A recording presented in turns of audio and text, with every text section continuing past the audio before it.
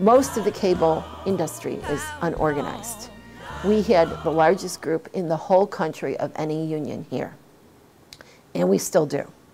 So this was the fight. The Communications Workers of America District 13 in Western Pennsylvania has won groundbreaking successes in organizing cable workers. It wasn't easy to unionize in this overwhelmingly non-union industry, but a neutrality agreement CWA negotiated with AT&T provided the environment in which winning elections to represent cable workers was possible, and win District 13 did. Unit after unit of workers, from technicians to call center representatives, became members of the union. This was the first time that cable workers had a pension, had fully paid health care. But everything changed when AT&T merged with Comcast, and cable operations fell under the control of the new partner.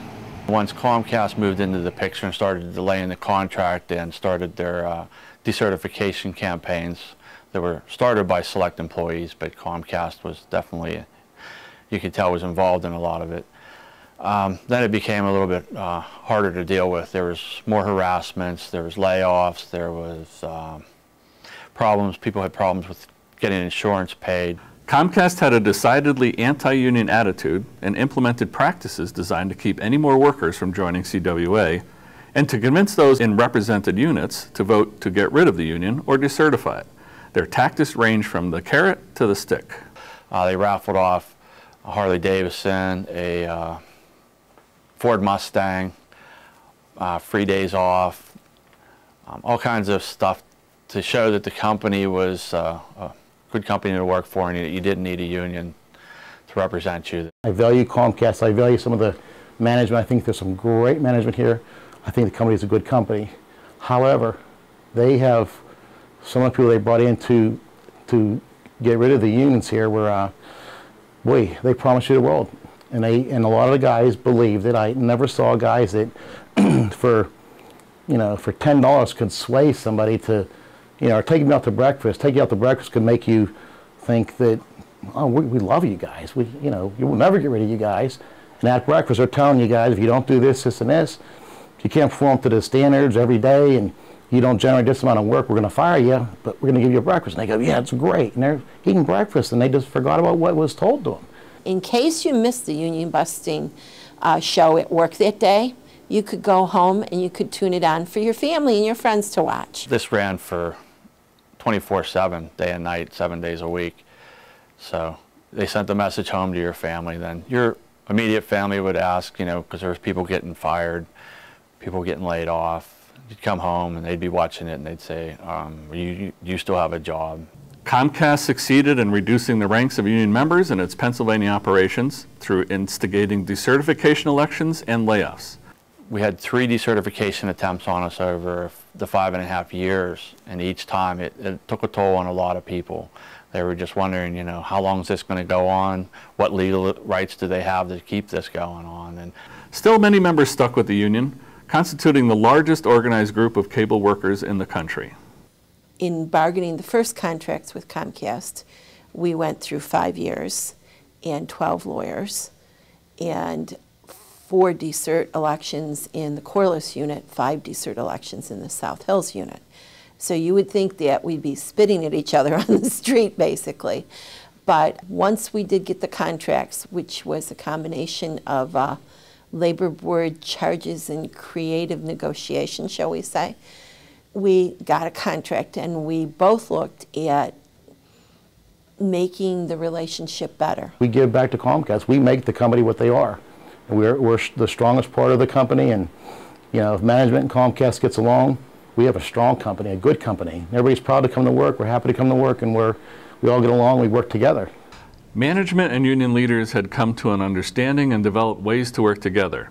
They settled some recent contracts in record time until the current round of negotiations for the largest unit in the district, the Corliss Center, that serves Pittsburgh.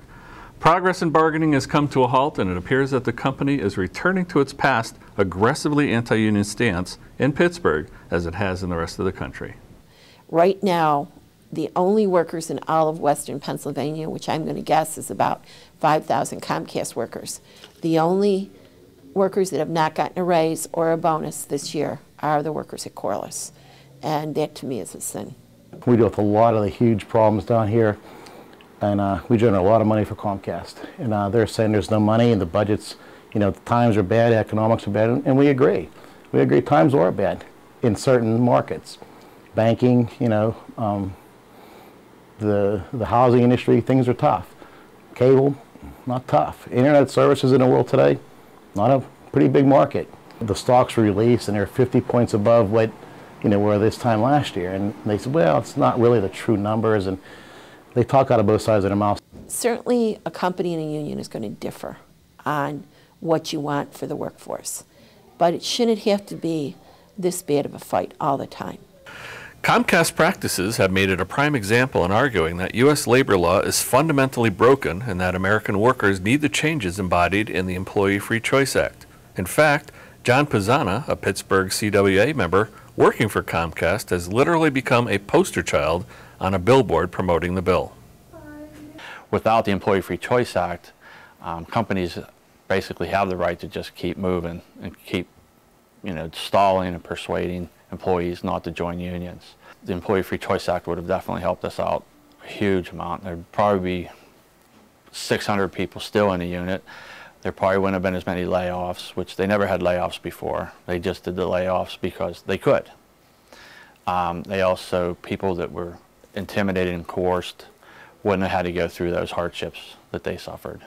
Under AT&T broadband, under card check and neutrality, and the union had access to come in and talk to the workers.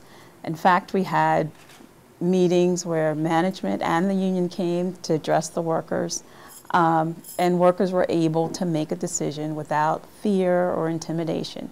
And you saw we were able to organize very quickly over 1,000 workers. And then once we changed from the AT&T organizing model over to Comcast, which doesn't want unions at all, we saw immediately decert elections after decert elections, and we went down from, I think, 9 or 10 units. Now we're down to 4. If you had a decent labor law, like the Employee Free Choice Act, that didn't give employers roughly 45 days before an election to beat workers up and work them over, you could win more union elections. I think it's a fair thing. I don't think anyone should have to go through hell to get a union. And that's what it is. It's a war in that workplace. There's nothing else like it. I'm involved with the CWA on my own time when I'm not working. I'm asked to go on organizing campaigns. And those guys are sitting there, and I think it's pretty neat. You know, they're talking to a Comcast guy now that's protected by the union. And boy, do they wish they were sitting in my shoes, and they'll admit to it. When you have somebody that comes in and says, we're going to close down a plant, we're going to get rid of you if this union comes in, even if you vote them in, we're not going to bargain with them, people believe that. And the way that they go about bargaining, by dragging their feet, it makes the union seem very ineffective. So people easily get discouraged. If they don't see something happening right away, they start to lend into believing, well, maybe the company is right. Maybe they're never going to agree. Maybe I might have been better off without this union and just taking my chances. But we've been able to show our people that if you stick together, you can outlast them one day longer. If you can do that, the benefits far outweigh just giving your whole entire life over to a company and letting them make the decisions of what's going to happen to you and your family. I hear you ask today, how long will it take? I hear you ask today,